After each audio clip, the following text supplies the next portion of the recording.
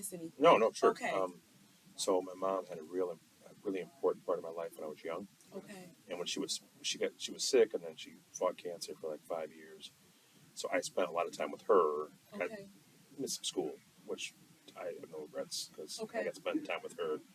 So I think she helped mold my empathy, my like connecting with people. Mm-hmm. Um, so some of who I am, and then my dad came around a lot more after that because we had to, and dad actually quit working to stay home with me. Okay. So we had some rough times. I mean, because we didn't have any insurance, or Ah. we weren't poor by any Yeah. means. My dad had been able to save and had a good job before he left. Until I was in high school, he kind of stayed home. So then I got another aspect of my like I got my parents on steroids, right? I lost them both when I was young, but like um, at some of their whatever you want to call it, their Yep. upbringing from them. And my dad was loyal, was a very loyal person. Okay. He grew up really like he was on his own about 14 and dropped out of high school, and he went to the military, and when he got out, he got multiple. He kind of used the GI Bill to do GED and things like that. So he has a real low tolerance for looking down at people. Okay. So the reason I think I treat people, no matter who they are, like treat with decency and the same, because that was just pounded into me as a kid, Yeah. which I'm glad. I mean, I Yes. hate to, I don't understand how people do that. They're opposite than that, Okay. um, but there is plenty of people that think that the top person should be treated better than Yes. somebody else. I just don't. I don't. That doesn't. I can't relate to that. Okay. I say he's very loyal. He had a good sense of humor. He had a quick temper, which I've Okay. worked on not. I have it, but I hold it down pretty good. Okay. And then obviously my own just life experience. Yes. I went to Flint Central and Whittier and Pierce, so I'm comfortable in the city. Okay. Right, this is where I'm from. Um, I'm comfortable around people with different backgrounds. After Central, I went to Michigan Okay. State, Okay. and then I opened my eyes to more people there. I mean, Flint's you know, it's its own place. I love it, but Okay. it was nice to go somewhere else. I'm answering this very longly. I No, this apologize, is perfect. but No, this is kind of how this my is what no, this is what we would like to okay, know. good. And then when I was there, I was actually when I was at Central, I was going to go into science. I wanted Okay. to do science work, and I had a great teacher at Northern. Because back then you go to Central in the morning, and then Northern in the morning for math and science, Okay. Central for humanities. Central was my home school, but I went to Northern too. I had this great teacher. I'm still friends with him. He goes to our church, Mr. Pav. Okay. Um, and he was a great chemistry teacher. And I applied for a um, summer like science camp, real nerd stuff. And I didn't get accepted. And I'm a Okay. stubborn person, so I basically turned off science. And I had a great government teacher the same semester Okay. I got denied. And I switched my major right then and there to political science, economics, James Madison College at Michigan State. Asked to change it off of Lyman Briggs, which is a science Okay. school, and never looked back. Okay. Do you think that was meant to happen? That rejection? I think, well, yeah, it's the only way I can look at it, right? Yeah. Because I wanted to be a marine biologist because I was like animals and water and stuff like that. Though I'm afraid of sharks, so I'm not sure how that would have worked. Because I think you kind of have to be around them. You can't have them just not be around the water. But maybe I had to go over that. But well, my whole life would have been different. Right? Yes. You can't really be a marine biologist. Right. Right? I mean, Flint River is all you got. Right. So there had to have been a reason for that. And my dad was in government. He wasn't elected, but he was in government. Okay. He was the ombudsman back when the ombudsman's office used to really advocate for the community. Okay. So I was around my dad so much because my mom was sick or died. So I had spent a lot of time at the office. So I was comfortable on adults. Okay. I saw injustice, and I saw my dad trying to fight to change it. So that's kind of where some of my wherever I have your parents comes from. Yeah. Okay. And then luckily I had a lot of people who wrapped their arms around me, like friends and family and others. That, like my dad died when I was 23. Okay. Your heart mom attack. at 11? 10. 10. Okay. My dad at 23. Okay. So after college, I was going to go back to school for teaching. Okay. Sort of situation happened at Michigan State that pissed me off. So Okay. I was stubborn and said, "Oh, I'm not doing that then." Okay. Got a job working for not this Kildee, but his uncle Okay. was a congressman in the campaign. And then after it was over with, I moved to D.C. One of his staffers, one of Congressman Kildee's old staff, was working at an agency called Okay. the National Gaming Commission, the people that regulate Indian casinos. He was chief of staff and said, "Oh, you want to come on here? I'll find some job for you." Okay. Moved out to D.C. in December 1st of 1998. And the funny thing is, the guy who gave me my first job, my dad gave him his first job at the ombudsman's office. Wow. So I go out to D.C. about 6 months in that job. Worked for Kildee, Congressman Okay. Kildee. I'm there. I'm enjoying it. I was thinking about becoming a lobbyist and staying out in D.C. My dad dies. Okay. And then I had this house back here, Yes. stepmom, so then I brought me home again. So a lot of things you see, like, Yeah. there's things happening and they changes my course. Yes. Right? I could still be in D.C. right now. I was always considering going back. Okay. I wasn't sure if I wanted to do office or not, but I had no plan to come back. Okay. Just kind of living life out there. Okay.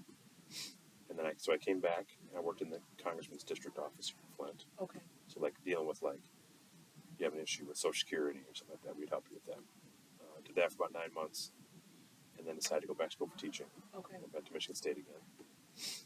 Met my wife, girlfriend at the time, my wife, voting. Okay. I read that. Which is kind of crazy. And what's Andrea. Andrea. Yeah. Okay. She went to we went to the same schools, but I was older, so we didn't know each other. Okay. I knew her mom though, because she was a librarian at Whittier, and my dad Okay. taught with her, so I kind of knew her a little bit. Okay. And my mother-in-law and I were talking. She was helping her cousin run for school board, and I was helping him too, but not that day.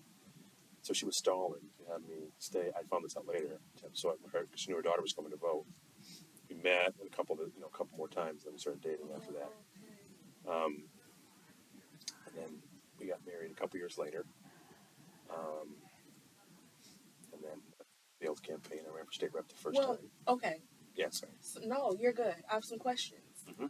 How did your cup stay full even with your mom passing? Like, I guess, how did you keep going? I didn't have a choice. Okay. So I don't know if it was full. I just think I'm not 100% sure I really ever dealt with it the way you're supposed to. Like if I was talking to a 10-year-old now, I'd make sure they got something. Sure. Because my dad was a great dad, but he was not touchy-feely. Okay. So I'm overly like that. Yeah. Like I may be exaggerating, but maybe I can't remember hugging my dad 5 times. He was loving. Okay. He loved me, no question about it. But we were not. Touch wasn't his love love. language. He didn't say the words like that. It was like a, just wasn't. So like, I married an Arabic woman. Okay. Kiss and men, and it's not my comfort level, but now it is because I'm just used to it now. Yes. But it was a complete difference than what I was used to growing up with. So I don't know what. Okay. I guess I just. Going? Things like that break people. Yeah, I guess. Yeah, but you kept going.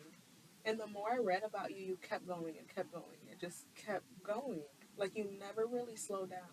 Yeah, I don't know if I never. I guess when I think about it, and maybe if I don't, this is where I'm going to fall apart. Okay. So I just keep going.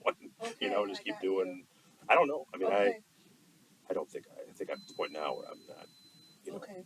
I have a family and a good job, and yes. I don't. You give so much to others and like us. Are you full within, or and how do you stay full? So wait, yeah, that's my first question. Are you full within with all that you give of yourself? I think I'm pretty full. Okay. Yeah, I don't know if anybody's ever 100%. Right? Gotcha. I shouldn't say that. I don't know. I don't know if I'll ever be 100%. Gotcha. There was losing my mom. That was rough. Yeah. Losing my dad the way I did, it was rough. Yeah. It wasn't. I knew he was sick. He was teaching, and he had blockages in his heart, and he was working on trying to reverse it. Didn't want to have heart angioplasty or surgery. And my dad was stubborn, so I was not talking to him about it if he didn't want to do it. I didn't expect to get the call, though. It seemed like he was doing well. But I was, I've also come along. I'm like most people. I'm not who I am now. I was not when I was younger. I was never. A lot of what I am now was there. Okay. But I'm just kind of wild. You were wild. A little bit. Yeah. Yeah. and now, I mean, I'm glad there wasn't cell phones back when I was growing Okay. up. I'll just say that. Okay. You know, like I wasn't like breaking the law. I mean, well, a little bit, but not like Okay. dangerous stuff. Just Yes. Just a underage little stuff, you know, while. here and there that I Yeah. probably shouldn't have been doing that I was probably using as a coping mechanism. Gotcha. Um, Gotcha. But now that I'm older, I'm just able to. I mean, it's still a struggle. Okay. I read a lot about mindfulness. I read a lot about. Yes. I read stuff and try to like. I think I do it through patterns or Okay. habits. Habits. You know, it's Okay. like I focus in on things to try to like. Okay. Like I think if I just stayed, like if you just had me sit here for an hour and stuff, I wouldn't fall apart. Okay. I'm a person who's when I'm doing things, Yes. trying to help somebody do something and move. You know, like I feel like I get value then. Okay. So, Oh, gotcha. You're a person of service. yeah, so a person of service. Okay. Now, my next question is, were you okay with all the turns in your life? Because sometimes when people can't, like, see, like, what's going on, they kind of, like, but, like, you kind of just, I kind of go with the flow. yeah. Yeah, I two things. I generally figure out things are going to be okay. Okay. The older Where I does get, that come from, though? I don't know. My dad was a little bit like that. My dad was a free spirit, kind of just did his own thing. Okay. And because not in a neglectful way. Yeah, no, I know what I you would mean. just do stuff. Yeah, no, I know what you mean. Like I wasn't the best husband at the beginning because I was like, if I want to go up north, I'm just going to go up north. Yeah. And then when you join with somebody, it's like, well, Yes. no, you have to both agree to do that kind of stuff. Yes. So it took me a while to figure that out. Okay. Not a long time, but I Okay. started realizing, yeah, you can't do this anymore. You can't Gotcha. be a single kid, with a single dad anymore. You have different responsibilities. And I just have confidence that I can figure out how to solve the problem. Gotcha. You know, Oh my gosh. I mean, I don't know where it comes from, but okay. But it's just something you just. Yeah, my answer to most things is okay. Sure, we'll figure it out. Okay. Oh my gosh. And then what was another question? Okay, get me to the point where you ran. So yes, take me there. Was working for Kilding. Moved home. Started teaching. I had an interest in public service in the office. Okay. Since I was young. Okay. I don't remember this, but I believe them because both my stepmom and my dad told me. When I was in middle school, I told them to come back home and save Flint. Okay. Now, I don't remember what made me think that or what made me decide, but that's when I started having an interest in politics. Okay. It's funny. I don't tell them that, but I do remember that. So, like, I've had an interest in that for a long time. So you had an interest in that, but you did. On and off, yeah. Like it wasn't like it was drove my whole life. I never like. You had an interest in it when I was in that age, yeah. And then I've had some teachers who kind of cultivated it, not necessarily knowing that I would be good at it. Okay. Because I was not a very good speaker when I first started. Like, and I was at Central at UN. Yeah. I still have a couple buddies who will mess with me about it because I mean, it was awful. One of the worst. You were a bad speeches. speaker? Oh God, I was awful. No way. I was giving a speech. I think I remember it. Not UN. Okay. I was representing Myanmar, and Myanmar had a bunch of human rights abuses at the time. And I gave a speech, and it was basic pure gibberish. I remember my buddies would say, "Oh, all you said was you got to help them out. Like you got like that's all I could get out because I was so nervous about it. Okay. I was prepared, but I was nervous. So now I've worked on that. Yes. So now I can pretty much just stand up and start talking about something. But okay. But it took time. I mean, it wasn't like I was. Yeah. Even when I got Lansing, or even before then, to now, I still work on it because I get nervous. I get nervous speaking in front of a staff meeting. No way. Not like nervous to the point where I don't want to do it. It's just anytime I have to speak in front of more than a couple, Yes. I have a little bit of nerves now. Okay. So when I moved home, I had an interest involved, and I didn't know what I wanted to run for first, but I had big government, so I just decided to run for state rep in 2004. Okay. And, I was young, up to start person. I mean, people knew me from my dad a little bit. But you didn't lose by much. 137 votes. Yeah. That's it. Yeah, your first go around. Against two pretty experienced people. Oh my One of them who lived in my neighborhood, so he was cutting into. Now he would argue I was cutting in his votes, but I beat him so bad he was cutting into mine. Yes. Wait, Jim. So yes, going back to your campaign, Yeah, he beat you by 137 votes. Yeah. And you said that he was like seasoned in the game. Oh yeah, Right? Okay. we're friends now. I mean, I was Okay. friends then too, but I mean, I try to keep those relationships Okay. when I run against somebody because I just don't Okay. take it. I mean, I don't take it personal. How was the relationship when you were running? It was okay. Okay. He was a little more bitter than I was because I think he had. I think Wait, why was he bitter? I think he thought of it like he was his kind of not in a sense his turn, but like he had earned it more than I had. And from a traditional standpoint, he had. I mean, I was young. I still think you should have different voices in young people and people that are more seasoned. You know, different. Right? I'll just you just want to have those voices at the table. So bitter even with him winning? He wouldn't shake my hand the next day. Even though he won? It's different than I don't understand it, but it was. We got over it. Was we're it because fine now. okay? And I'm not bashing. No. Was it just because how close you guys were in the race? I don't know. He Okay. never explained it to me. Okay, that's I mean, okay. it was hard to go to a unity breakfast losing by that close, Okay. thinking I won. Go to shake hands, and the person won't shake my hand. I'm thinking, I lost. I'm the one I don't have a job now. Yeah. You know, you do January.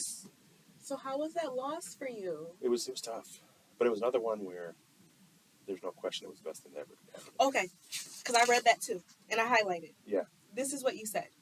I think when I ran 10 years ago, it didn't seem like it at the time, but I think it was a blessing in disguise. Yeah. I've grown. I think I've grown a lot since then. I think I've grown as a person and as a public official. Yeah, I would have been too brash. I would have been too. Okay. I'd have been too. I was also had a plan for the different office I was going to run for. Okay. And in my head, and I needed for my own. I wasn't cocky about it. Internally, I was a little bit cocky. I didn't talk about it that way because this is not my nature. But right. I think I needed the ego boost, the ego hit, and also I would have been done in 2010 with nothing natural to run for. Okay. And I've never been somebody who just wants to run for an office. Like I have to believe in it. Like I have to want to do the office. So who knows what I'd be doing right now? Okay. Where losing forced me to evaluate what I wanted to do next, be more thoughtful with what I wanted to do. You also kind of get to see who supports you after you lose. Okay. Like, and that's something I'm not. I mean, I don't hold a lot of grudges, but I don't forget the people that I don't forget the people that forgot who I was. So I'm gonna hold that in my head. Like I'm not gonna forget that. But how did you take the loss mentally? Like I guess how did it? You lost, and then what, Jim? You like it was rough. I mean, I went up north. I think my wife and I went up north. Okay. I didn't have a job either. I just got done student teaching. Okay. Nobody's hiring teachers in August because they already hired people. So I kind of went away for a little bit. I don't remember exactly where we went. Just kind of lick your wounds a little bit. I'm like, at the time, I did not see this coming. Like, I didn't know this would be my life. But I just figured, well, I got a great wife. Yeah. My wife had a good job. I had to figure something out. Okay. How long did it take you to count your blessings? Like, okay, I have a good wife. I have this.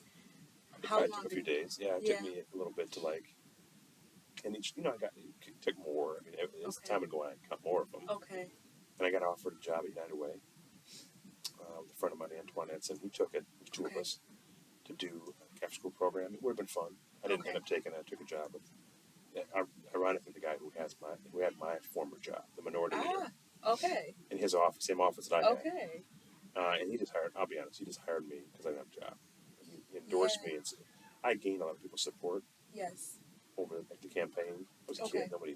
I didn't get a lot of starting support. I had to gain it through the work I was doing and showing people. And towards the end, I started getting people's support that normally wouldn't support somebody so young. Yes. But Emerson took care of me after. Okay. It's one of the reasons why I mentor some young people. Okay. Because it's easy to mentor somebody when they're doing well. Yes. It's when they're struggling. Yes. Like we want to stand up for somebody when they're down. When people are forgetting about them. That's when you need it the most. That's when it matters. It took me a while.